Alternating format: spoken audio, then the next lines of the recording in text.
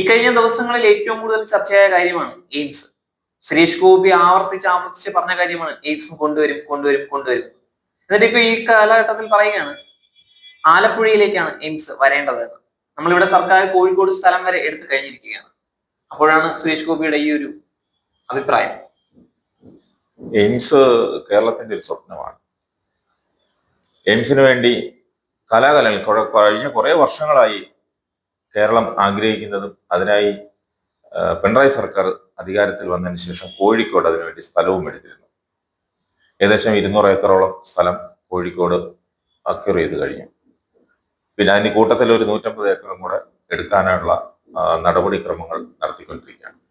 ഇതിനിടയിലാണ് കഴിഞ്ഞ ദിവസം വന്ന കേന്ദ്ര സർക്കാരിന്റെ ബജറ്റില് എയിംസിനെ കുറിച്ച് ഒരക്ഷരം പോലും പറയാതിരുന്നത്.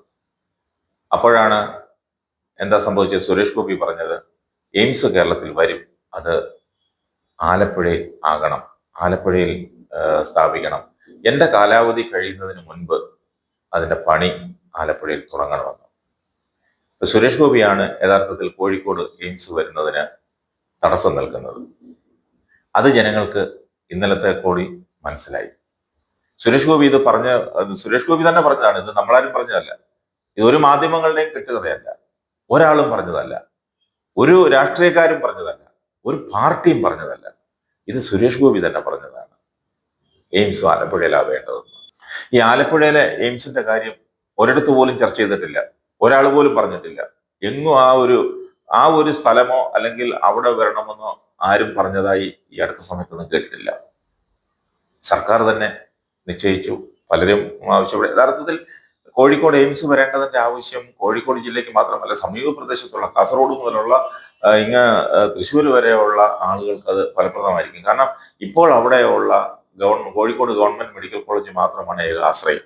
കാരണം അവിടെ നിപ്പ പോലുള്ള രോഗങ്ങൾ അത് ആദ്യം സ്ഥിരീകരിച്ചത്, അത് ഏറ്റവും കൂടുതൽ രോഗികൾ ഉണ്ടായതും അത് കോഴിക്കോട് ജില്ലയിലാണ്. നമുക്കറിയാം, കോഴിക്കോട് ജില്ലയിലെ ആതുര സേവന രംഗത്ത് ഒരു മെഡിക്കൽ കോളേജ് മാത്രമേ ഇപ്പോഴുള്ളൂ. അതിന്റെ കൂട്ടത്തിൽ എയിംസ് കൂടെ വന്നാൽ അവിടെ അതിന് ഒരു പരിഹാര മാർഗമാകും.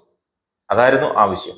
പക്ഷെ സുരേഷ് ഗോപിയുടെ ഈ വെളിപ്പെടുത്തലിൽ നമുക്ക് മനസ്സിലായി അതിന് തടസ്സം സുരേഷ് ഗോപി തന്നെയാണ്. ഇത് BJP-യുടെ ഒരു ആവശ്യമാണ് എന്ന് പോലും കരുതാൻ സാധിക്കില്ല. കാരണം PT ഉഷ അടക്കം പറഞ്ഞത് കോഴിക്കോട് വരണമെന്നുമാണ്.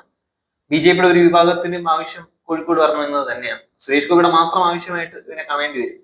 BJP-ക്കാർ പോലും പറയുന്നുണ്ടല്ലോ കോഴിക്കോടാണ് വേണ്ടത്. കോഴിക്കോട്, ആലപ്പുഴയുടെ കാര്യം BJP പോലും പറയുന്നില്ല. BJP-ക്കാർ പോലും പറയുന്നില്ല ആലപ്പുഴ വേണമെന്ന്. ഇത് സുരേഷ് ഗോപി മാത്രമാണ്. അപ്പോൾ ഇതിന് തീർത്തും നമുക്ക് മനസ്സിലാക്കാൻ സാധിക്കും സുരേഷ് ഗോപിയാണ് ഇതിന്റെ വിലങ്ങുതടി.